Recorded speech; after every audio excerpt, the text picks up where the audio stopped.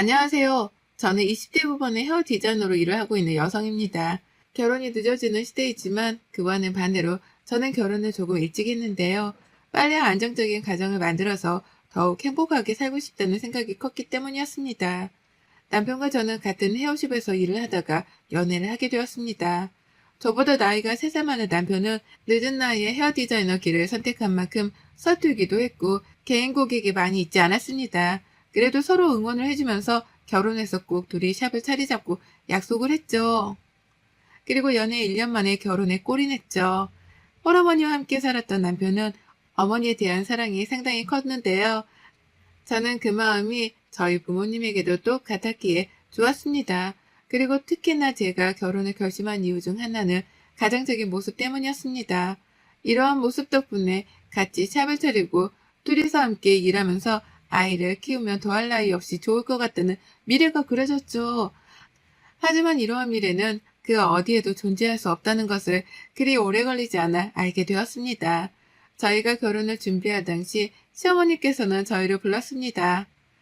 너희들이 어린 나이에 알아서 결혼을 준비한다고 하니까 듬직하고 기특하다. 그런데 내가 너희를 도와줄 수가 없구나. 그래서 말인데 집으로 들어와서 살면 어떻겠니?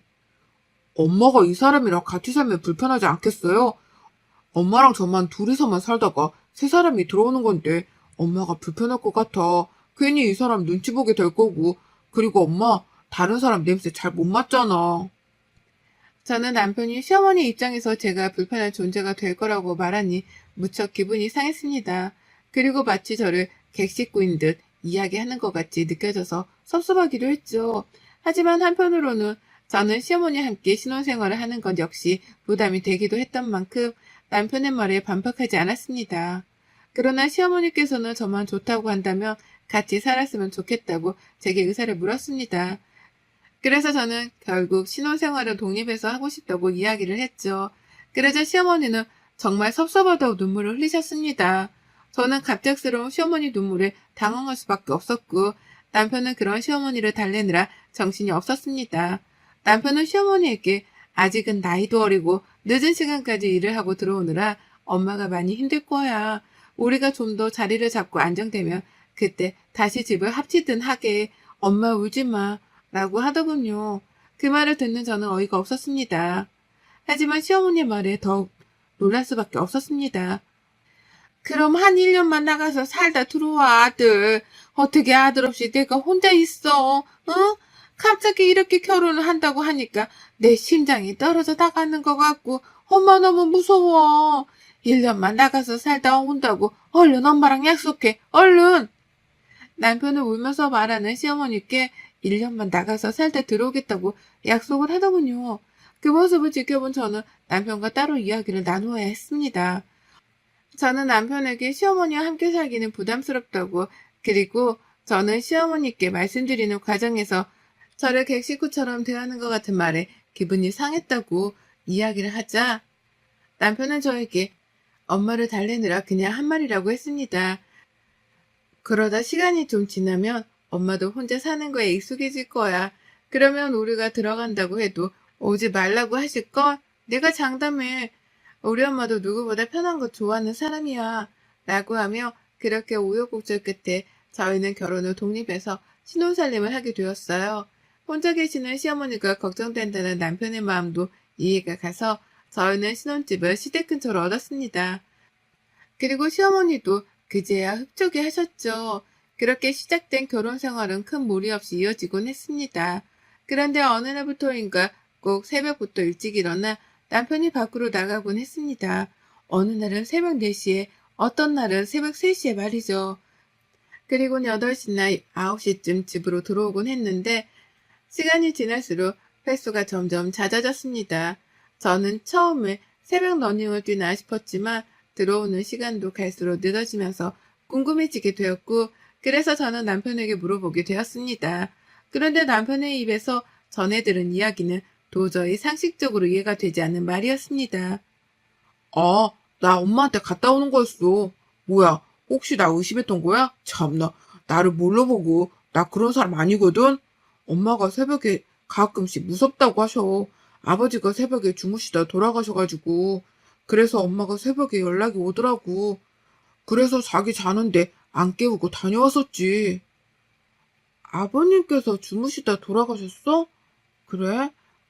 그러면 좀 무서울 수 있겠다. 그래도 일주일에 4~5번은 너무 많은 것 아니야?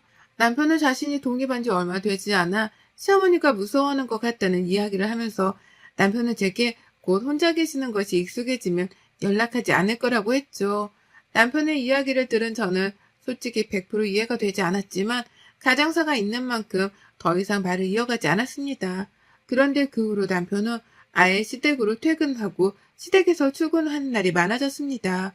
그리고 어느새 남편은 제게 시댁으로 가는 것을 당연하게 여기는데 그런 남편을 보면서 두 집 살림을 하는 느낌을 지울 수가 없었어요. 그래서 저는 남편에게 일주일에 우리 둘이 함께 있는 날이 하루 이틀밖에 되지 않는 것이 말이 되냐고 따져 물었어요. 그러자 남편은 자기도 엄마를 맞춰주느라 힘이 든다고 하는 겁니다.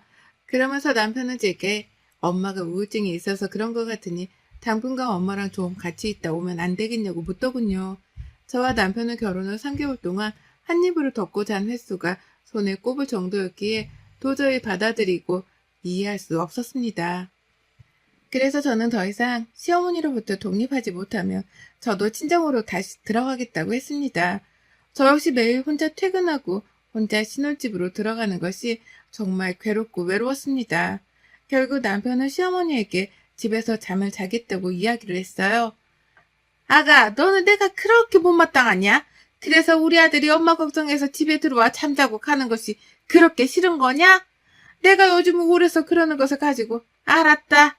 내가 아무리 그래도 아들한테 연락하지 않으마. 하지만 이후에도 시어머니께서는 수시로 남편을 찾아 연락을 하기 시작했습니다. 아니, 오히려 더욱 집착적으로 연락을 하셨습니다. 그리고 시어머니는 남편에게 전화를 하는 것에 장소나 시간을 구별하지 않으셨죠. 하루는 남편과 제가 같이 일하는 사람들과 저녁을 먹는 중이었습니다. 평소에 연락을 자주 하지 않던 시어머니에게 전화가 왔어요. 그래서 저는 바로 전화를 받자마자 시어머니께서 대체 뭐하고 다니고 있냐고 소리를 질렀습니다. 저는 갑작스러운 시어머니의 흥분에 당황할 수밖에 없었죠. 그래서 저는 회식 중이라고 말씀을 드렸고 그 말을 들은 시어머니께서는 남편을 찾았습니다. 마침 그때 남편이 화장실에 가서 자리를 비운 상태였어요. 너는 네 남편이 있지도 않은 자리에서 지금 하하호 히덕거리면서 놀고 싶냐? 네 시어미는 허리가 아파서 일어나지도 못하는데 나한테서 아들을 뺏어갔으면 내 아들이라도 잘 돌봐야지. 남편이 어디로 간지도 모르고 남편 바꾸라니까 뭐가 어쩌고 어째? 화장실 간 것 같아요? 간 것 같아요? 화장실에 갔단 말이야 아니야. 어머니 회식 중이랑 저랑 오빠랑 같이 안 앉아 있어요. 그래서 오빠가 자리를 비웠는지 몰랐어요. 어머니 허리 다치셨어요? 병원에 가셔야 하는 거 아니에요? 제 말이 끝나기가 무섭게 시어머니께서는 당장에 병원에 가야 하니 데리러 오라고 하셨습니다. 저는 그런 시어머니와 전화를 끊고 많이 다쳐서 예민하게 반응을 하신 거라고 생각했죠. 그래서 남편에게 말하고 바로 시댁으로 향했습니다. 그렇게 급히 시댁으로 간 저는 소름 끼치는 상황을 보게 되었습니다. 저희가 막 도착을 했을 때 허리가 아프다는 시어머니께서는 저녁 식사를 준비하고 있었습니다. 남편은 그런 시어머니를 보면서 저게 뭐야? 엄마 아무렇지도 않네. 라고 하더군요. 그래서 저는 시어머니께 허리 괜찮으시냐고 지금 병원에 가야 하지 않냐고 여쭈었죠. 그러자 시어머니는 저를 바라보면서 너무나 당연하게 내가 언제 허리 아프다고 병원에 간다고 했니? 아까 정말 시끄럽고 옆에서 남자애들이 떠들던데 그 소리에 넋이 나가 시어머니 말도 잘 안 들었구나. 내 말은 허리가 아파서 니들 저녁 해먹이고 싶으니까 오라는 말이었잖아. 라고 하는 거였습니다. 저는 너무나 사실처럼 말씀하시는 시어머니와 그런 말을 믿는 남편의 모습이 이상했습니다. 더군다나 시어머니는 다 커서 결혼한 남편의 속옷까지 챙겨주며 씻으라고 하더군요. 그러면서 제가 있는데도 불구하고 시어머니는 아들, 엄마가 오랜만에 등 좀 밀어줄까? 아니다. 얼른 씻고 나와서 저녁 좀 먹고 누워. 엄마가 마사지 좀 해줄게. 라고 하는 것이었습니다. 어머니, 저희 회식 중간에 나와서 밥 먹기 힘들어요. 그리고 아직도 이 집에 오빠 속옷이 남아있어요? 당연히 아들 속옷이 집에 있는 거 아니니? 그게 뭐 이상하니? 얘 아침마다 우리 집에서 씻고 가는 거 모르니? 저는 시어머니의 말에 놀랄 수밖에 없었습니다. 얼마 전부터 조기축구회에 들어가 남편은 늘 일찍 일어나 축구를 하러 갔거든요. 남편은 축구를 하고 식사 후 사우나까지 마치고 집에 들어와 저와 함께 출근을 했는데요. 그런데 사실은 그 모든 것이 거짓이었던 거였습니다. 남편에게 어떻게 된 일이냐고 물었습니다. 그러자 남편은 제가 너무 시어머니 찾아가는 것에 예민하게 굴다 보니 숨길 수밖에 없었다고 하더군요. 그래서 저는 남편에게 숨기는 것보다 왜 굳이 아침마다 시댁에 와서 씻고 오냐고 물었죠. 그러자 시어머니는 아침마다 빵, 쪼가리, 과일이나 먹는다는데 그게 어디 아침이냐고. 일한다고 남편은 아침도 안 챙겨주냐고. 그래서 아들 아침 먹이려고 불렀다는 것이었습니다. 그러면서 시어머니는 제게 너는 아침 먹는 거 안 좋아하지 않냐?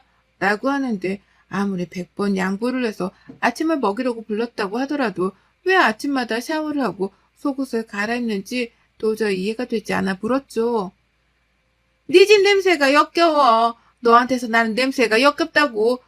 우리 아들한테서 네 냄새가 나잖아. 그러니까 어떡하냐? 아침에 우리 집에 와서 씻고 새 속옷으로 갈아입어야지. 너한테서 시궁창 같은 냄새가 올라오는데 내가 진짜 참았다. 근데 세상에 같이 산다고 내 아들한테도 그 냄새가 배일 줄 누가 알았겠냐? 엄마, 그런 말을 하면 어떡해요. 아니야. 엄마가 지금 흥분해서 그런 말을 하는 거야. 그냥 내가 아침에 싹 씻고 새 속옷으로 입으면 개운하더라고. 아침밥도 맛있고. 그래서 그랬어. 미안해. 말 안 해서. 저는 저에게 시궁창 냄새가 난다고 말하는 시어머니의 말보다 남편한테 제 냄새가 배었다고 말하는 시어머니가 더 무서웠습니다. 그래서는 저는 남편에게 계속 이렇게 시댁으로 아침마다 와서 씻고 아침밥 먹고 할 거냐고 물었죠. 그러자 시어머니는 제게 아들을 뺏어간 것도 모자라 아예 만나지도 못하게 할 거냐고 욕설을 하시더군요.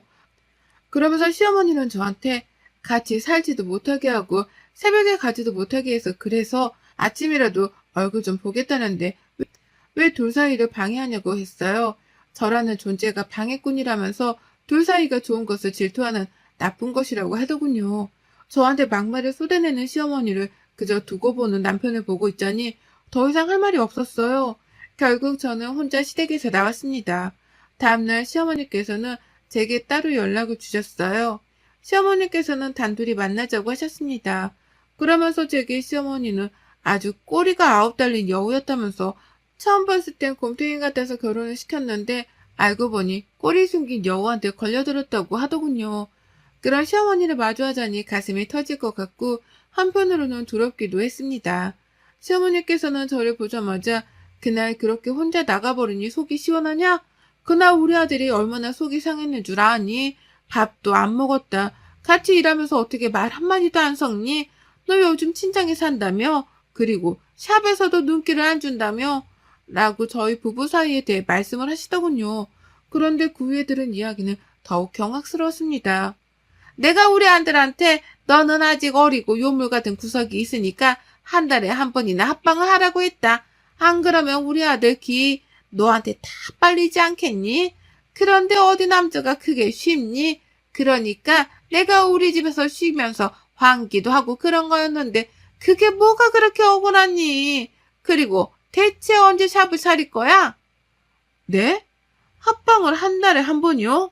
어머니는 지금 저희 부부관계까지 참견하고 계셨어요? 샵도요, 저희가 알아서 할 부분이에요, 어머니. 시어머니는 제게 너무 당연하다는 듯이 이야기를 이어갔습니다. 아들이 젊은 끝한테 자기 젊은 기 안 빨리고 살게 하려면 당연히 엄마로서 모든 것을 알아야 하지 않겠냐고 하시더군요. 그런 시어머니의 모습은 너무나 당당하셨습니다. 그래서 저는 이런 관계는 일반적이지 않은 것 같다. 어떻게 엄마가 결혼한 아들의 부부관계까지 관여를 하냐고 되물었죠.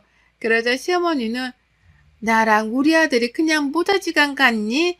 걔는 내가 만든 내 작품이야. 내 작품을 내가 내 맘대로 내 식대로 살아가게 하겠다는데 어디서 굴러먹다 온지도 모르는 것이 나대고 있어. 내가 네가 마음에 들어서 결혼시킨 줄 알아?